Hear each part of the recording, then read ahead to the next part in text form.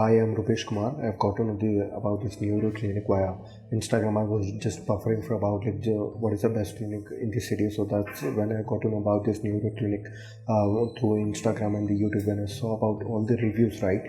So I thought let's give it a try because I've been visiting so many clinics because I had to get myself transplanted. So that's the reason I've been visiting. So I would suggest from my end, right, this is the best clinic. So and I've consulted with the Dr. Priya, and I would like to thank each and every person who have helped me throughout my journey. So yesterday I had my transplantation. So it took about good time, and but if you ask me end of the day, how was the result, I would say what I was expecting, right, more than that. Actually, in the first instance, they have told me that it required me about 5.5 thousand grafts. So when I came, right, when they saw me how actually my donor area is there, they have extended a bit. They have implanted more than what is required. So I'm grateful for that, and I would always be grateful.